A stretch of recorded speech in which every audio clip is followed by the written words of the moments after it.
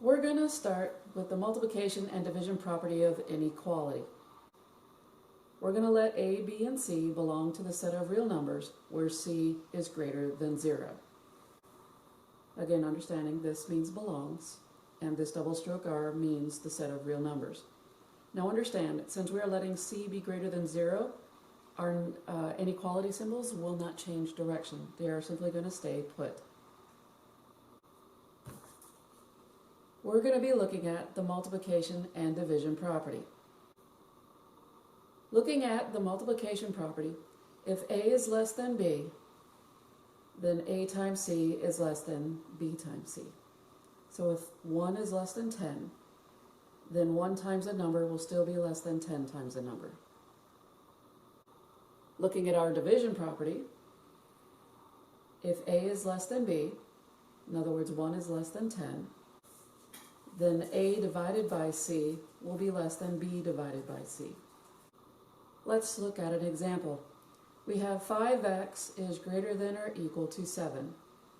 Now remember, greater than or equal to, or the less than or equal to, they form this equal sign.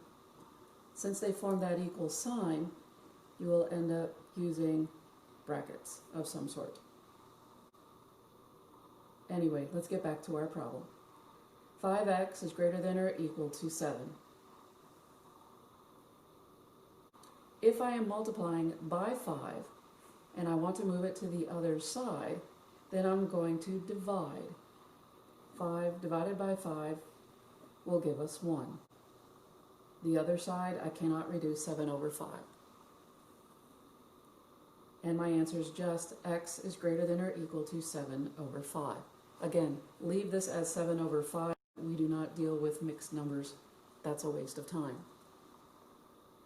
Now that I have my answer, I'm going to put my answer on the number line, and I'm going to be using my test points. Again, test points are optional. You do not have to do those, but I'm going to. And these test points go in for this variable x right here. So I'm putting negative 100 is greater than or equal to 7 over 5, and 100 is greater than or equal to 7 over 5. And what this is going to do is give us a true or false answer. Due to the fact that we have one answer, one side is going to be true, the other side has to be false. In order to determine that, that's why I'm using my test points. Again, you do not have to use test points if you understand this problem. Let's look at this problem. Now, if we have opposite signs, deal with the signs. Can a negative be greater than, and you don't have to use the whole thing, you can say just greater than, you don't have to say greater than or equal to. Can a negative be greater than a positive? And the answer to that is no. Positives are greater than a negative. Since both of these are positive, it's really easy to determine. 100 is greater than or equal to 7 over 5. So this is just true. Again, if you knew this was false, then this one had to be true. But it's always good to double check. From here, we're going to transpose our answers here, false and true, and I'm going to put them onto my number line. The negative 100 got the false, so where the negative 100 is, I put the false above it. And where the 100 side is, I'm going to put the true on it. And from here, I'm going to shade the true side. You always shade the true side. All right, now that I shaded the true side, and again, we always shade to the very tippy toe of the arrow, and we shade up to and touching the 7 over 5, or whatever our answer is at the time. Remembering that we have to use brackets, as we said earlier. Again, this is saying equal to. So if it says equal to, we want to form an equal sign on our tick mark of 7 over 5. And we can see the equal sign. By showing the equal sign, that forms a bracket on our answer, 7 over 5. Now that I have my graph completed, what I'm going to do is use interval notation. Interval notation states where does my shading start and where does my shading end.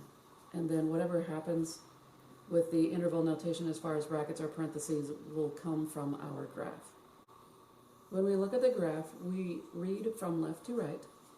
So where does my shading start at? Well, it starts at 7 over 5.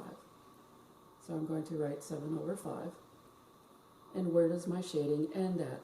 Well, it ends at this very arrow, and that arrow is better known as positive infinity. Now that we've got our start and stop put on our interval notation, what we need to do is now start putting brackets or parentheses on it. According to our graph, 7 over 5 has a bracket. Well, that's easy. As far as what do we put on infinities, we have to remember infinities actually give it away. Infinities have a little mini parentheses. Our answer will also have mini parentheses on it as well. So this is our interval notation. These are the answers to our problem for our inequalities. Inequalities have a gazillion, and I know that's not a math term, but they have an infinite amount of answers to this problem. And so this is one way to capture all of the answers. The only thing is we have to look at this answer that we have for our interval notation. Is 7 over 5 part of this answer or not? And the inequality symbol tells us that it can equal 7 over 5. So 7 over 5 is part of our answer as well as anything beyond it. New example, we have -8 is less than 6m. Now our variable is always what we want to solve for. We want to get this variable by itself. Yeah, that's a positive 6, but it's not about the sign of the number. What is the number doing to the variable? And in this case, we are multiplying. So, again, it's not about the sign. I'm not going to subtract 6. This is 6 times m. So, looking at our number 6 times m, if this is 6 times m, the opposite of times is to divide. And so, by dividing by 6, we're now getting a 1 in front of this m, and we have this -8 over 6 on the other side. I am going to break the 8 and the 6 down into smaller pieces. So this is 2 times 4, and 6 is 2 times 3. I'm going to cancel out the 2, understanding that this negative sign has to stay. But the 2's can cancel out, so to speak. So when they divide out, 2 over 2 is 1. Again, leaving this minus sign.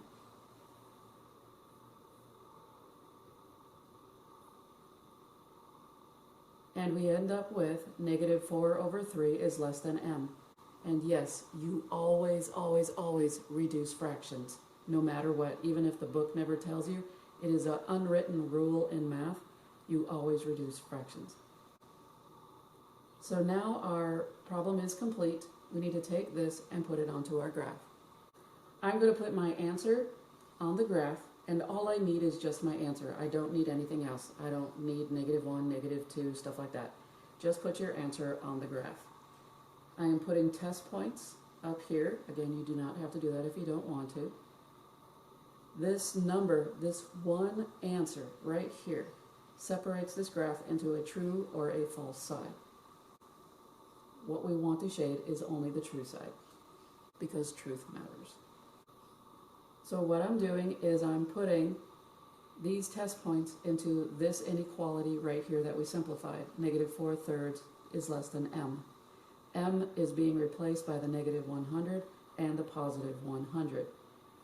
Which one you do first does not matter. You could have put +100 here, -100 here. But just make sure you put the true and the false on the correct side.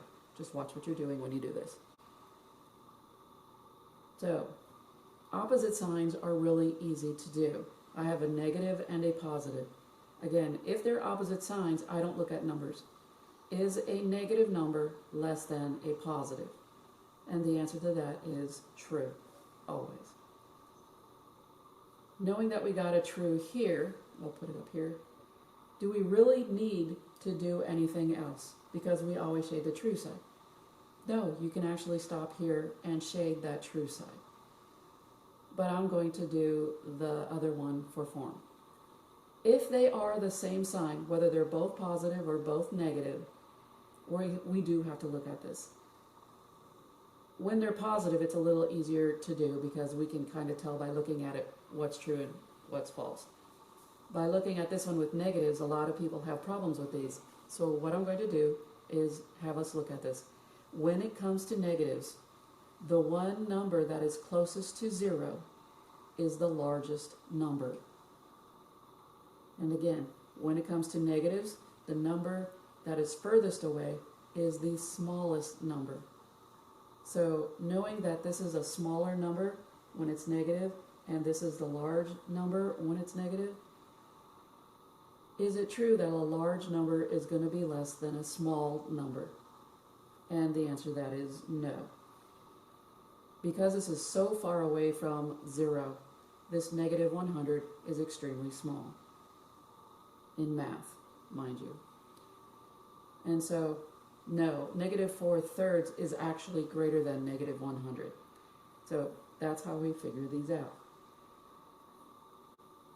We now get to shade the true side.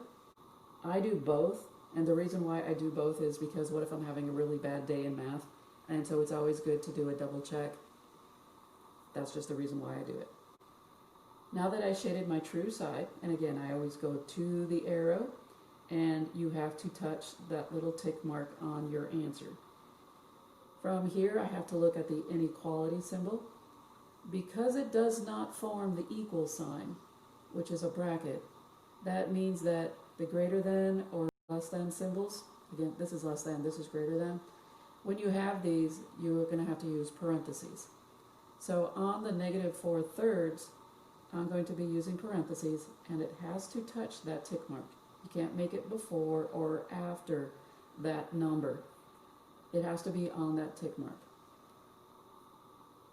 And the parentheses will open up on your shaded side. Now that, and I know this is really awful parentheses, but you guys get the idea. Now that we have this, we can go ahead and do our interval notation. Again, we have a start and an end, or a start and stop, when it comes to our interval notation. So looking at the graph, we read graphs again from left to right. So I'm going to start here at always negative infinity. And where does my shading start at? Well, it starts at negative 4/3. So I'm going to write negative 4/3, put my comma in. And where does my shading end at? Well, it ends at this arrow, which means positive infinity. You can write it like this if you want. I just think I can't ever draw those correctly. That's why I don't do that. So I have my start and end. Now all I have to do is figure out brackets or parentheses, what's going on with those. All infinities, if you follow the parentheses, you can see all infinities have a mini parentheses on them built in. So just follow the curve of the infinity symbol. The number that you have for these types of problems all depends on what you put on the graph. And again, the symbol that you put on the graph comes from the inequality. Since we had a less than or greater than, it uses a parentheses. So this should include all of your shading according to the graph from negative 4/3 to infinity. The deal with this parentheses tells us the following. Negative 4/3 is not part of this solution. We use this negative 4/3 as a starting point because we need a starting point. So it's from negative 4/3, but not including negative 4/3 as an answer. That's what this is telling us in math. These are all your answers in interval notation for the graph that you shaded. New example. Oh boy. Fractions everywhere. All right, I'm not doing anything other than going to work this problem, so please do not freak on me when we have fractions. What I want to do is get f by itself. I cannot reduce 7/15. That's the first thing I'm looking at. I cannot reduce the negative 2/5, or the way you say this is 2/-5. I cannot reduce anything. So what I need to do here is, since this is 17/5 times f, I'm going to have to work with this fraction. Now let's talk about fractions. You can't really divide by a fraction because that's really bad form in math.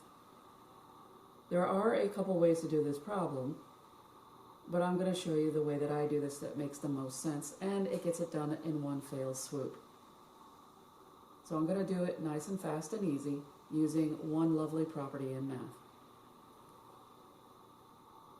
And that is the reciprocal of the entire fraction. Just get rid of the whole bloody thing. So I have 17 over 5. The reciprocal of this fraction is 15 over 7. What I multiply on this side, I have to multiply on this side as well.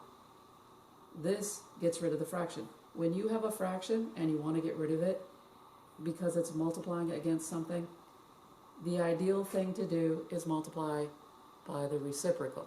You never want to divide, because what you now form is what we call a complex fraction.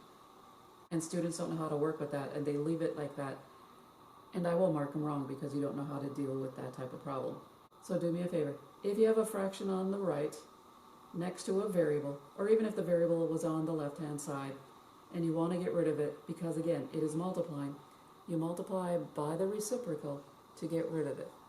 Now, this is a very simplistic problem right now, but that's okay. Hopefully you see by multiplying by the reciprocal, I have 15 over 15 is 1, and 17 over 17 is 1. Do I really care that what 15 times 17 is? No, I don't care. I know it's bigger than 200, probably. So, no, I don't really care anything after that. Do not multiply it at all. The whole idea of doing a reciprocal is that you get a 1. Again, 15 over 15 is 1, 17 over 17 is 1. Boom, done. I did the same thing on the other side, but I'm going to take it slow on this problem. This f now has this lovely imaginary 1 in front of it. That's what we wanted. Now what we have to do is work on this side of the problem. There is a minus sign going on here. Now let's remember, if I have a negative a over b, where the negative is in the middle, that is the same thing as saying negative a over b, one negative sign. That one negative sign can be on the top, on the bottom, like so, or it can be in the middle. Where I put my negative in this place, in this problem, does not matter. So long as the negative is there and I'm using it, it's fine. If you want to instead put parentheses around it so it does not look like a minus sign, that is great. I would highly suggest that. If you notice on here, I took the 15 and broke it down 3 times 5. 17 is prime. I can only do 17 or 17 times 1. If you want to get rid of the negative and put it out way in the beginning of this problem, that way it's less confusing to you and you don't treat it as a minus sign, that is fine. That's perfectly legit. Again, you had one minus sign in your problem. We still have one minus sign, but we moved it out. This is just a commutative property. It is perfectly fine to move a negative. Moving it out, it's not mistaken as a minus sign anymore. I can now get rid of my 5's. 5 over 5 is 1. And there's really nothing left to do over here. So what I'm going to do is multiply my numerators together and multiply my denominators together. Now understand, when I got rid of this 5, 5 is really 1 times 5. So there is still a 1 here. The 5 does not mean because it disappeared it becomes a 0. No, no. So there is an imaginary 1 that was multiplying by the 5. So 17 times 1 for our denominator, 3 times 2 for our numerator, and we get to keep the minus sign. We have negative 6 over 17 is less than f. We are done as far as solving for f. Now what we got to do is the graph. Here's our graph. I also put my test points on it. All we have to do is deal with our test points. So again, using this inequality right here is where I'm going to put the negative 100 and the positive 100. So I have negative 6 over 17 is less than negative 100. And I have negative 6 over 17 is less than 100. Now, since they are both the same sign, what we have to do is figure this out. Since they are both negative, which one is closer to 0? Since negative 6 over 17 is a lot closer to 0 than negative 100, this is the large number. Negative 100 is further away from 0. And so this is a smaller number when it comes to math negatives. So let's look at this. Can a large number be less than a small number? And the answer to that is no. This is false. Negative 6 over 17 is actually greater than negative 100. Looking at the other one, if you got a false, you automatically know this is true.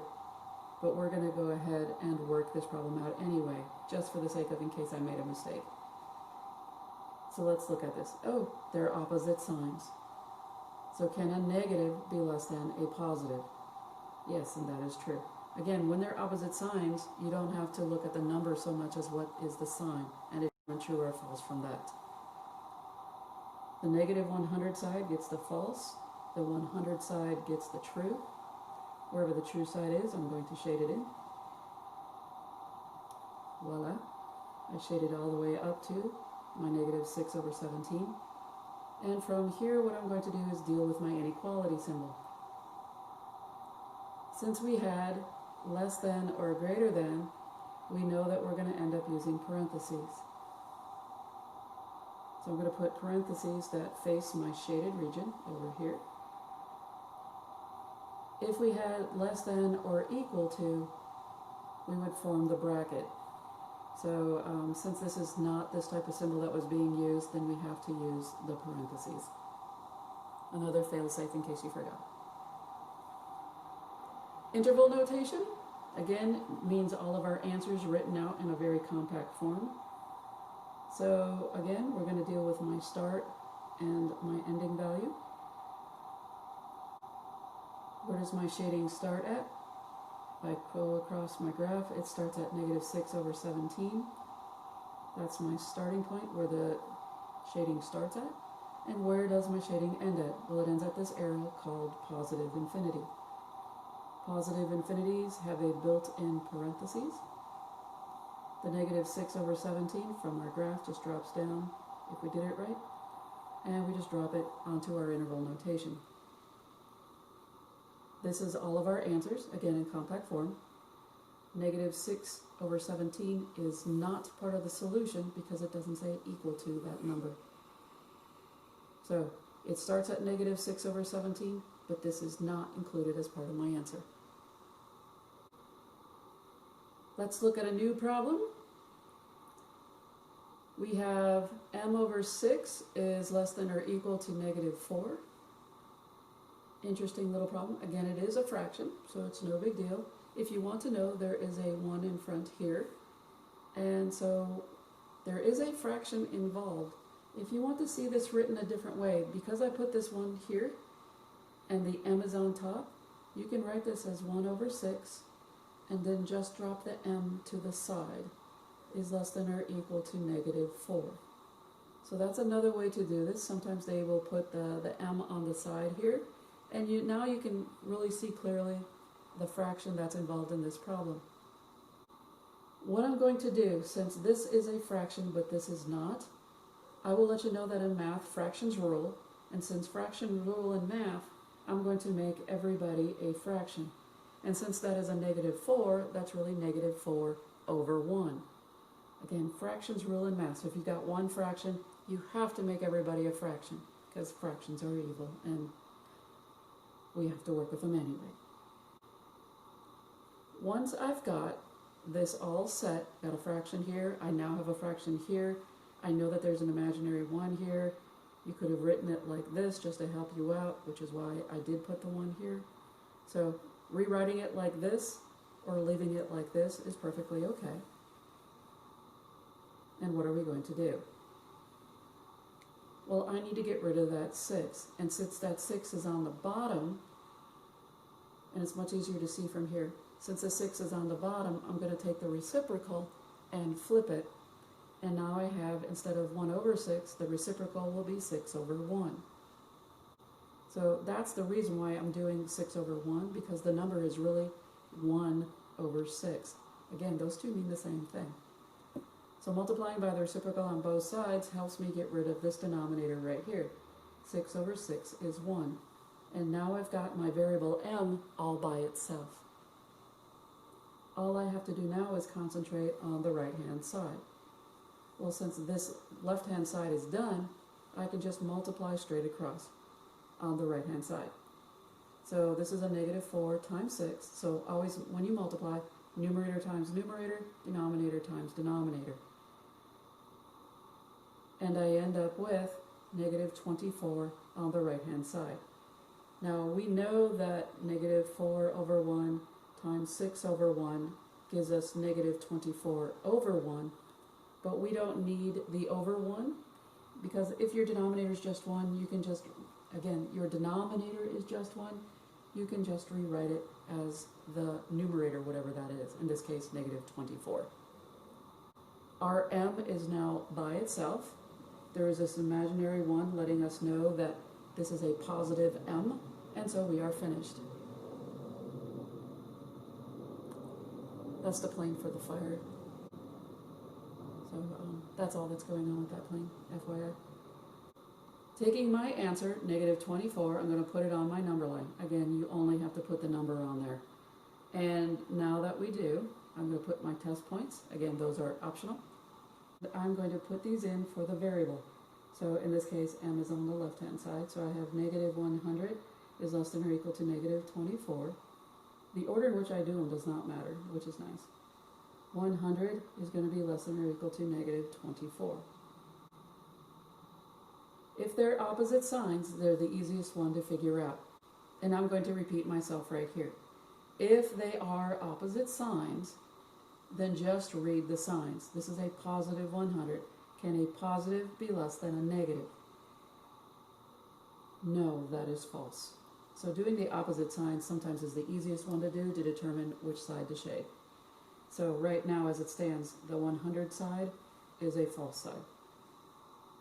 When you're dealing with the same side and they're negative, the number that is closest to 0 is the large number. The one that is furthest away from 0 is the small number. So can a small number be less than, and again, you don't have to do the whole thing, can a small number be less than a large number? Can a small number be less than a large number? Yeah, that's actually really true. Read it backwards. I know teachers tell you, don't read it backwards. Yes, you can. Can a negative 24 be greater than a negative 100? Yes, that's true. So this is a true side. But you could have determined that just from doing the one problem. If you got a false, the other side has to be true. If you got a true, the other side has to be false. You only shade the true side anyway, so really easy to find out. I'm going to shade the true side. Again, going up to the tick mark on the negative 24 and shading all the way to the arrow. From here, we have to determine the symbol that goes in our graph, which is a parentheses or a bracket. Since it forms an equal sign, I'm going to put an equal sign on my tick, and again, that forms a bracket. Now that I've got my graph filled out, time to do interval notation. So remembering how this works, this goes from start to end. Need a little bit of room here. So where does my shading start at? Again, we're reading graphs from left to right. It starts at the arrow, which indicates negative infinity, comma. Where does my shading end at? It ends at the number negative 24. Negative 24, according to our graph, got a parentheses. And what about negative infinity? Well, again, it's got its answer built in. It's right here. You got the parentheses. So we put parentheses on our negative infinity. Interval notation contains our answers in a short and sweet notation right here. The question now becomes, what about negative 24? Well, these brackets means equal, so negative 24 can be a part of this solution. It's saying that it can equal negative 24. New example, we have 7 is greater than c over 4. And now realize what this is saying. You can write this as 7 over 1, because if you got a fraction, then make everything a fraction. So this is 7, it's better known as 7 over 1, is greater than. Now, another thing, let's remember, there is a 1 in front of the c. So we can write this as 1 over 4, and just drop the c so that it balances out in the middle. And we can definitely see the fraction that we have to work with. Again, this is optional. If you see it already, that is fine. If you don't, this makes more sense as to what we need to get rid of in front of C. Since there is a fraction with C, then what we have to do is not divide by a fraction. When you have fractions and it's multiplying against a variable, you want to use the reciprocal. So here's our next step. We are going to take this 1 over 4 and do the reciprocal. So we're going to take 4 over 1 on both sides. Again, what you multiply on one side, you have to multiply on the other. Lovely. The idea here is to get rid of this denominator. 4 over 4 is 1. C is now completely by itself. Over here, in order to simplify the left-hand side, when you multiply fractions, you multiply straight across. So 4 times 7, your numerators, 1 times 1, your denominators. Since your denominator is 1, it's allowed to disappear. And we get 28 is greater than C. Let's put our 28 on our graph, as well as our test points. To show you that you don't need to do your test points in order, what I'm going to do is I'm going to do 28 is greater than 100 first. It really doesn't matter. And the 28 is greater than negative 100. Again, our test values go in for our variable. If they're opposite signs, it's really easy to determine. Don't look at the numbers, look at the signs. Can a positive, because this is a positive 28, if you want to put the plus sign there, you can a positive be greater than a negative? Oh yeah, all the time. That is very true. If they're both the same sign, then let's look at this. They're both positive. Okay, most people know how to work with positive numbers. Is $28 greater than $100? Oh hell no. No. So we have one false. Now the false is on the 100 side. Just be very careful how you do this. The negative 100 gets the true. We shade the true side. All the way to the arrow. Shade all the way to the edge of 28. Now that we got our shading done, now it's time to look at our sign. We have a greater than or less than symbol. That means that since there's no equal sign, this forms a parentheses. And we put a parentheses on the 28, and the parentheses curved side in faces the shaded region. Now that we have our graph done, we can go ahead and do our interval notation. Again, remembering that this is a start and an end. Where does my shading start at? It starts at negative infinity, and it ends at the number 28. Once you have these two filled in, then you can go ahead and put your brackets or parentheses, whatever it needs to be fit into this problem. Again, infinities have that built-in parentheses, always. And the 28, well, it gets a parentheses because of the inequality symbol, less than or greater than. This is your answer for all of that shaded region on the graph. Is 28 part of your solution? The answer is no. It doesn't say it's equal to 28. And because it doesn't say it's equal to 28, it just means it goes all the way up to 28, but does not include the number 28.